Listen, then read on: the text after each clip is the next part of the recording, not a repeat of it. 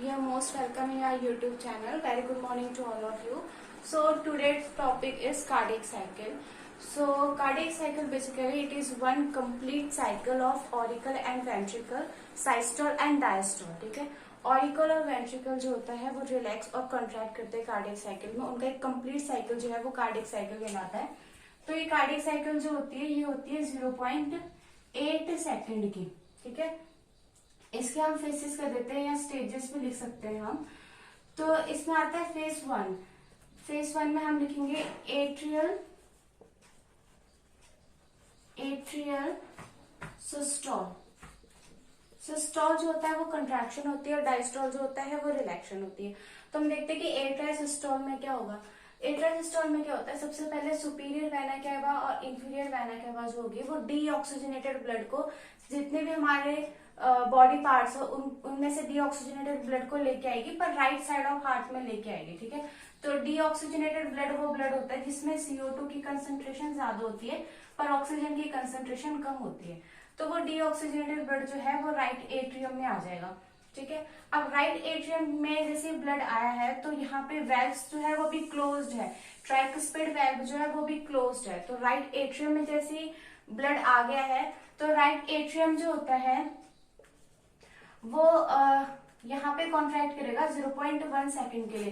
तो atrial systole जो होगा वो 0.1 सेकेंड के लिए काम करेगा. ठीक है, 0.1 सेकेंड के लिए इसने डीऑक्सीजनेटेड ब्लड को कॉन्ट्रैक्ट किया. उसके बाद ब्लड जो है वो, उसके बाद यहाँ पे जो है वो ब्लड का प्रेशर ज्यादा हो गया. अब ब्लड का प्रेशर ज्यादा हो गया तो यहाँ पे एसए नोड प्रेजेंट होती है. ठीक है, एसए नोड प्रेजेंट होती है तो वो एक इम्पल्स को जनरेट करती है. इम्पल्स को जनरेट करती है तो इम्पल्स जनरेट होने की वजह से ये राइट ऑरिकल जो है वो कॉन्ट्रैक्ट करता है और ट्राइकुस्पिड वेल्व जो होती है वो खुल जाती है. तो जैसे इम्पल्स जनरेट हुई और ट्राइकुस्पिड वेल्व तो अभी बंद है तो राइट ऑरिकल में प्रेशर ज्यादा हो गया. तो प्रेशर ज्यादा होने की वजह से और इम्पल्स जनरेट होने की वजह से ट्राइकुस्पिड वेल्व जो होती है वो खुल जाती है और ट्राइकुस्पिड वेल्व खुलने से ब्लड जो है वो सारा का सारा यहाँ राइट वेंट्रिकल में आ जाता है. अब जब ब्लड राइट वेंट्रिकल में आ गया तो राइट ऑरिकल क्या करेगा, अब वो रिलैक्स करेगा. तो फेज टू अब हमारे पास आ गई एट्रियल डायस्टोल. डायस्टोल का मतलब एट्रियल क्या कर रहा है, अभी रिलैक्स कर रहा है.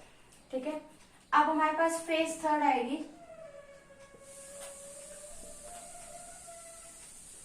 फेज थर्ड आएगी हमारे पास.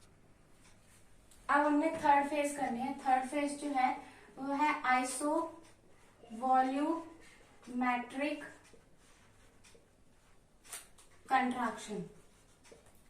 इस आइसोवॉल्यूमेट्रिक कंट्रैक्शन को हम बोल सकते हैं वेंट्रिकुलर सिस्टोल. अब जो हो गया इसका काम पूरा हो गया. राइट ऑरिकल का काम जो है वो पूरा हो गया, वो रिलैक्स स्टेट में है. अब राइट वेंट्रिकल क्या करेगा, वो कॉन्ट्रैक्ट करेगा. ठीक है, राइट वेंट्रिकल कॉन्ट्रैक्ट कर रहा है तो जैसे वेंट्रिकल कॉन्ट्रैक्ट करता है तो ये जो होगा ये 0.3 सेकेंड के लिए कॉन्ट्रैक्ट करता है. ठीक है, अब कॉन्ट्रैक्ट करने के बाद इसमें प्रेशर जो होता है वो एटलीस्ट मतलब 81 तक हो जाता है. ठीक है, फिर 81 से प्रेशर जो होगा वो बढ़ता रहता है, 120 तक हो जाता है. तो जैसे ही प्रेशर जो होगा इंक्रीज होता रहता है राइट वेंट्रिकल में, क्योंकि ब्लड ज्यादा है तो प्रेशर बढ़ता रहेगा और यहाँ से ब्लड जो है वो पल्मोनरी आर्टरीज में मूव करता है. पल्मोनरी आर्टरीज में मूव करेगा और आर्टरीज से ब्लड जो है वो लंग्स में मूव करेगा. अब लंग्स में वो इसलिए गया क्योंकि जो ब्लड राइट साइड में था उसमें CO2 की कंसंट्रेशन ज्यादा थी और ऑक्सीजन की कंसंट्रेशन कम थी. ठीक है, इसीलिए वो लंग्स में गया ताकि उसके पास ऑक्सीजन ज्यादा आ जाए और CO2 वो लंग्स को दे दे. अगर वो CO2 लंग्स को दे देगा तो सारी की सारी CO2 जो होगी वो बाहर चली जाएगी और ऑक्सीजन जो होगी वो ब्लड में आ जाएगी. ठीक है, अब जो ऑक्सीजन रिच ब्लड है, जो लंग्स से ऑक्सीजन मिला है ब्लड को, वो ब्लड जो है वो राइट ये पल्मोनरी वेन के थ्रू लेफ्ट ऑरिकल में मूव कर जाएगा. ठीक है, पहले पल्मोनरी आर्टरीज का काम था. ठीक है, पल्मोनरी आर्टरी ने किया, ब्लड को दूर लेके गई, लंग्स के पास लेके गई. और जो पल्मोनरी वेन का काम है ये ब्लड को लेके आई, हार्ट में लेकर आई. ठीक है, हार्ट के कौन सी साइड में लेके आई, लेफ्ट साइड ऑफ हार्ट में लेकर आई. ठीक है, लेफ्ट साइड ऑफ हार्ट में अब ब्लड आ गया. अब ब्लड आ गया है लेफ्ट ऑरिकल में. ठीक है, लेफ्ट ऑरिकल में आ गया। इसी तरीके से ब्लड लेफ्ट ऑरिकल में भी पंप करेगा 0.1 सेकंड के लिए। और यहाँ पे माइट्रल वेल्व जो होती है, जब क्योंकि प्रेशर ज्यादा बढ़ जाएगा, ऐसे नोड की इम्पल्स भी जनरेट हो जाएगी, तो प्रेशर ज्यादा होने की वजह से ब्लड जो है लेफ्ट ऑरिकल से लेफ्ट वेंट्रिकल में आ जाएगा। लेफ्ट वेंट्रिकल में अगर आ जाएगा तो लेफ्ट वेंट्रिकल में कंट्रैक्शन, अब जैसे माइट्रल वेल्व क्लोज हो जाएगी, ठीक है, यहाँ पे माइट्रल वेल्व जैसे क्लोज होती है तो यहाँ पे एक फर्स्ट हार्ट साउंड आएगी,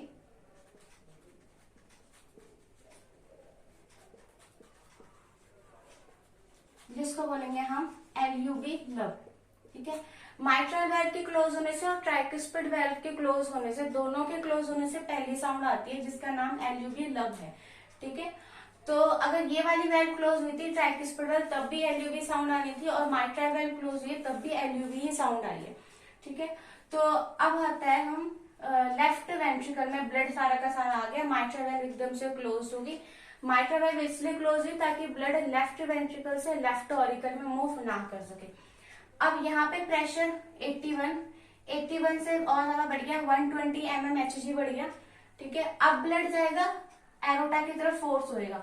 एरोटा की तरफ इसलिए फोर्स होएगा क्योंकि एरोटा से आगे जाके आर्टरीज में और आर्टरी के थ्रू हमारे जितने भी बॉडी पार्ट्स हैं उन सब में वो ऑक्सीजनेटेड ब्लड को सप्लाई करना है।